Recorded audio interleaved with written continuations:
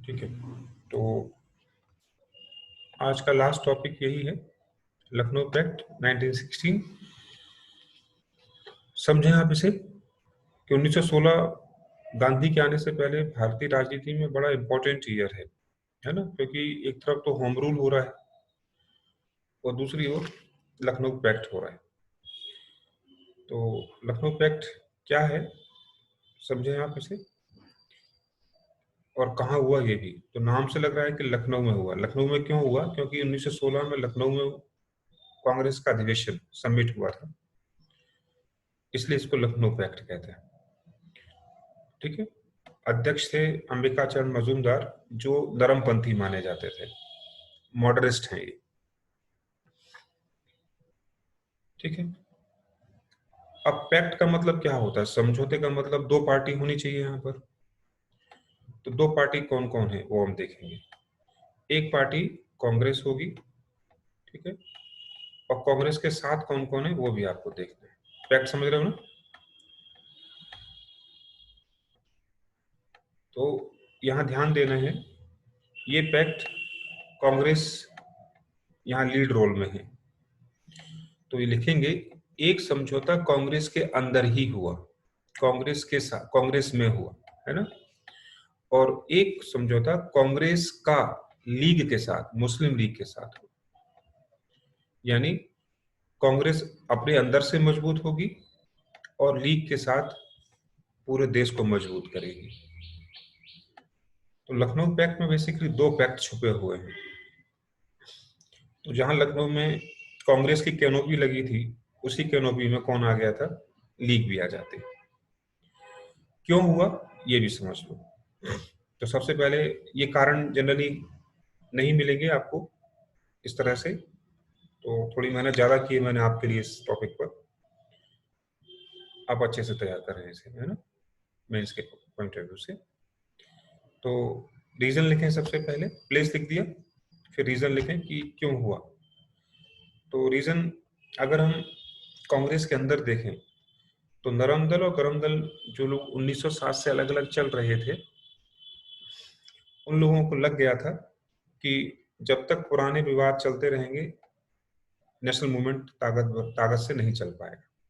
ठीक है, तो दोनों ही पक्षों को यह एहसास हो रहा है कि कांग्रेस बंटवारे के बाद कमजोर हो गई, और कांग्रेस कमजोर होगी तो राष्ट्रीय आंदोलन भी कमजोर होगा। ये फीलिंग सबके अंदर है। तो सब लोग चाह रहे हैं कि जो अपनी अपनी दिशाएं चल रही थी ना, धर्मपंथी अपनी अपनी दिशा में, गर्मपंथी अपनी दिशा में, सबको एहसास हो गया कि हमारी दिशाएं अलग अलग होने से देश या आंदोलन वीक हो रहा है, मूवमेंट गेटिंग वीक, है ना। उस समय एक कोइंसिडेंस है कि जो नरमपंथी नेता थे, इनका प्रभाव सबसे ज्यादा था कांग्रेस में, वो थे गोखले और फिरोज शाह। इनकी डेथ भी हो चुकी है। कोई चाहता नहीं था कि वो मरे, लेकिन चूंकि नियति है, तो जब वो डेथ हो जाती है तो उनका इन्फ्लुएंस खत्म हो जाता है और एक रास्ता खुल जाता है गर्मपंथियों के लिए, है ना। ठीक है, इसी समय एनी बेसेंट जैसे जो मीडिएटर्स हैं, उन्होंने भी समझ लिया कि इस देश का मूवमेंट तभी ताकतवर बनेगा, होम रूल तभी मिलेगा जब कांग्रेस एक साथ कोशिश करेगी। तीसरा प्रयास था। ठीक है, अब ध्यान से समझना, इन तीन प्रयासों ने कांग्रेस के अंदर पैक्ट होने में मजबूती से भूमिका निभाई। इससे ये जो पहले तीन एफर्ट्स है ना, ये मॉडरेस्ट और एक्सट्रीमिस्ट के बीच में पैचअप कराने के लिए जिम्मेदार है। ठीक है, ये पहले तीन रीजन नरमपंथी और गरमपंथी को एक प्लेटफॉर्म पर लाने के लिए रिस्पॉन्सिबल माने जाते हैं। लेकिन हमने भी कहा था कि ये समझौता केवल नरमपंथी और गरमपंथी के बीच में नहीं, बल्कि कांग्रेस और लीग के बीच में भी है। तो लीग क्यों कांग्रेस के साथ आई, या कांग्रेस लीग के साथ क्यों चली गई, उसके रीजन आप आगे देखेंगे। और यही चीज थोड़ी सी मेहनत करने वाली है जो मैंने आपके लिए की। ठीक है, तो बात के रीजन है वो, पहला रीजन है कि प्रथम विश्व युद्ध का टाइम है, ये आपको पता ही है। 1913 से विश्व युद्ध शुरू हो गया था। तो इस विश्व युद्ध में एक तरह से ब्रिटेन ने टर्की को धोखा दे दिया। तो टर्की का जो राजा है वो कौन है? वहां का धार्मिक नेता, इसको खलीफा कहते थे, धर्मगुरु, प्रीस्ट, और वो पूरे इस्लाम का गुरु था। तो भारत के मुसलमान भी क्या करेंगे? इस खलीफा के समर्थन में रहेंगे। और खलीफा का विरोध कौन कर रहा है? ब्रिटेन। भारत पर शासन किसका है? ब्रिटेन का। तो भारत के कुछ मुसलमानों ने मान लिया कि अगर हम खलीफा का समर्थन कर देते हैं तो ब्रिटेन का विरोध हो जाएगा, या ब्रिटेन का अगर विरोध करना है तो खलीफा का समर्थन करना पड़ेगा। ठीक है। तो धर्म के आधार पर भारत के मुसलमानों ने खलीफा के समर्थन में ब्रिटेन का विरोध किया। अब ब्रिटेन का विरोध कैसे करें? तो ब्रिटेन का विरोधी कौन है? कांग्रेस। तो क्या कर दें? कांग्रेस को सपोर्ट कर देते हैं। होता है तो जो दुश्मन का दुश्मन होता है वो हमारा दोस्त हो जाता है। इसलिए कांग्रेस से क्लोजनेस आ गई। यानी लीग और कांग्रेस इसलिए क्लोज आ रहे हैं क्योंकि मामला धार्मिक है। ठीक है, नंबर 1। नंबर 2, इस समय आपके सामने लिस्ट दी गई है।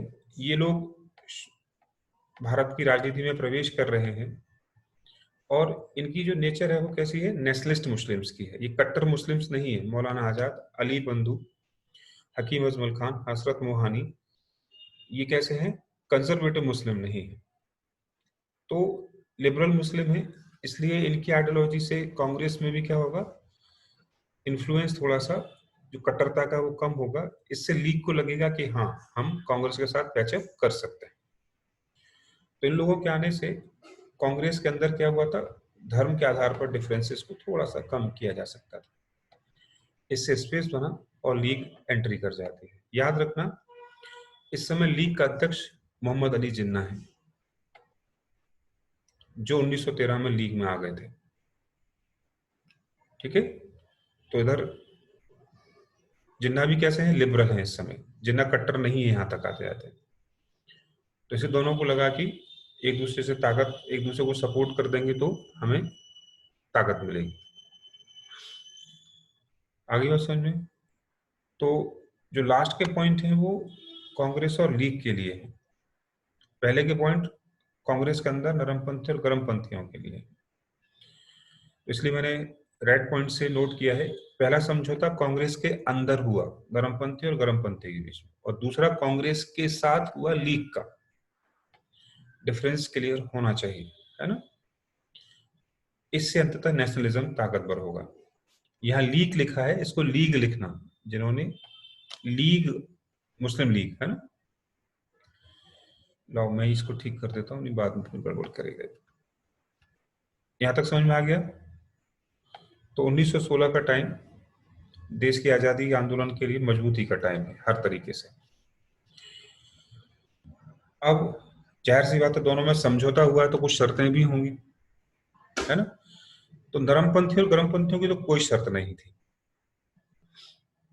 ठीक है, शर्तें किसकी है? लीग की और कांग्रेस की।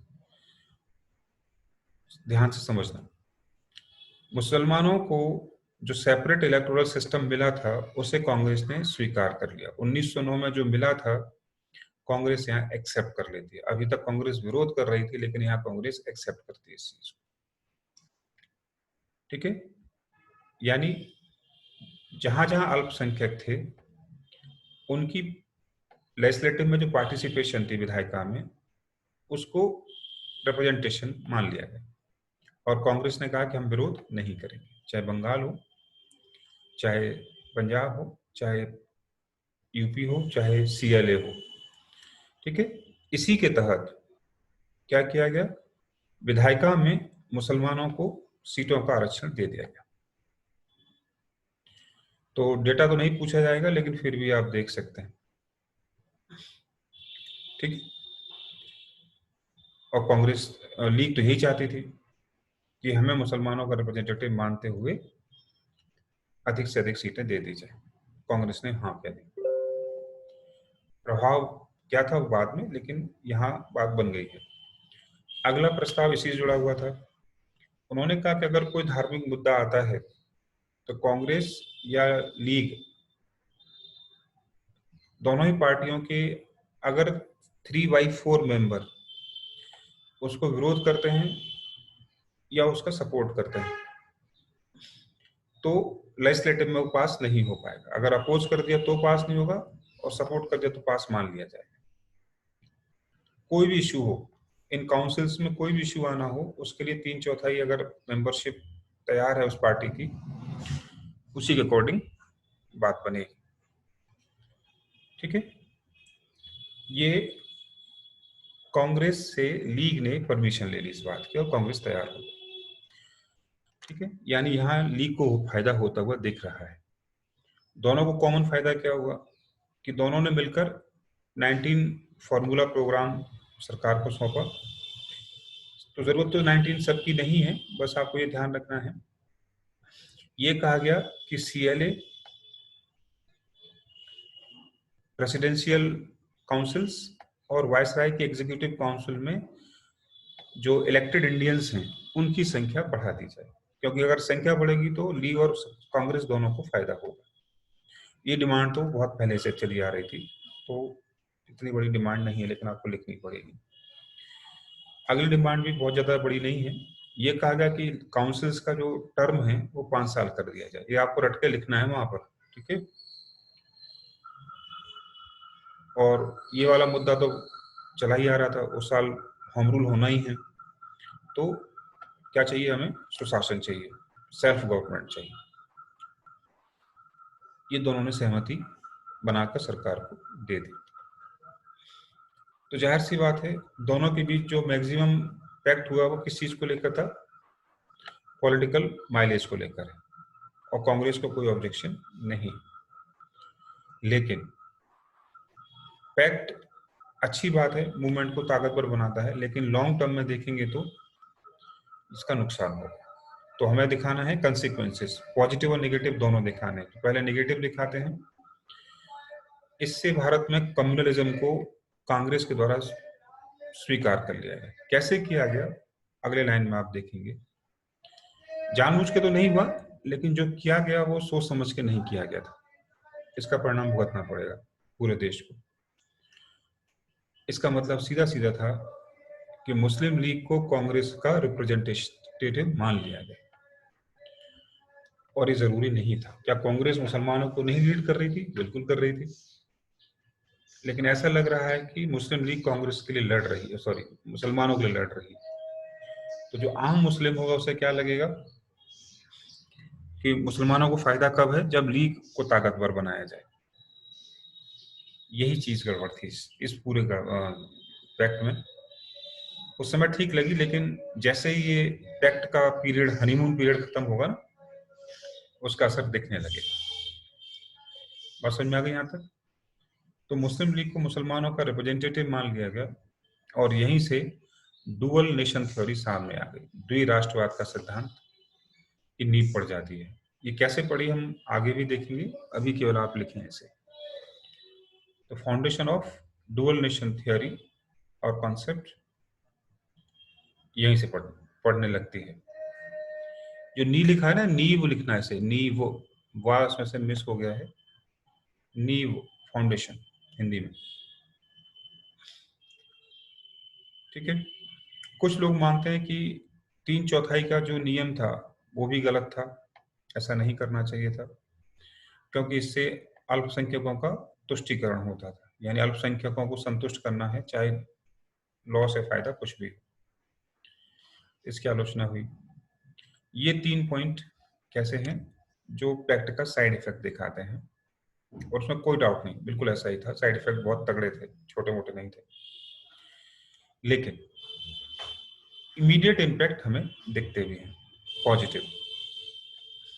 क्या थे कि जब दोनों एक झंडे के नीचे आ गए तो सरकार पर लेजिस्लेटिव में रिफॉर्म्स के लिए, सुधार के लिए दबाव बना, और इसीलिए मॉन्टेग्यू चेम्सफोर्ड रिफॉर्म्स पे आ जाएंगे।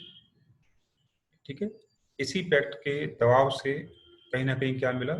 मॉन्टेग्यू चेम्सफोर्ड, और उसके बाद लेजिस्लेटिव में रिफॉर्म्स होना शुरू हो जाएंगे। ठीक है, next, British divide and rule policy नहीं खेल पाएंगे। कब तक नहीं खेलेंगे? जब तक कि हनीमून पीरियड चलता रहेगा। तो यहीं से क्वेश्चन बना, मैंने कल भी डिस्कस किया था आपको, कि लीग और कांग्रेस या हिंदू मुस्लिम एकता का जो फेज था 1916 से शुरू हुआ, कब तक चला? आंसर होगा 1924 तक। इसी को लीग कांग्रेस हनीमून पीरियड भी कहते हैं। यानी यहां सरकार दोनों के अंदर फूट नहीं डाल पाएगी। तो ये अच्छी चीज थी, एकता दिखाई दी। नेक्स्ट, गांधी ने भी इस मौके का लाभ उठाया। जब वो खिलाफत आंदोलन करेंगे तो खिलाफत आंदोलन में मुसलमानों का सपोर्ट मिलेगा उन्हें, और मुसलमानों के सपोर्ट से उन्होंने खिलाफत को तैयार किया, और खिलाफत के सपोर्ट से नॉन कॉपरेशन को चलाया। ठीक है। तो आगे 3 साल बाद गांधी जी इसका भी एडवांटेज ले लेंगे। गांधी का मतलब पूरे नेशनल मूवमेंट को लाभ मिला। जो गांधी का मूवमेंट था इसलिए गांधी को रखा हमने। ठीक है। तो ये है लखनऊ पैक्ट। कल की चर्चा हम गांधी से शुरू करेंगे। तो अगर लास्ट वाला पॉइंट समझ में नहीं आया होगा तो अगली क्लासेस में पॉइंट में आपको क्लियर करूंगा कि कैसे गांधी जी इस समझौते का लाभ उठा लेते हैं। ठीक है। तो नोट कर लिया होगा आप लोगों ने। Yes sir.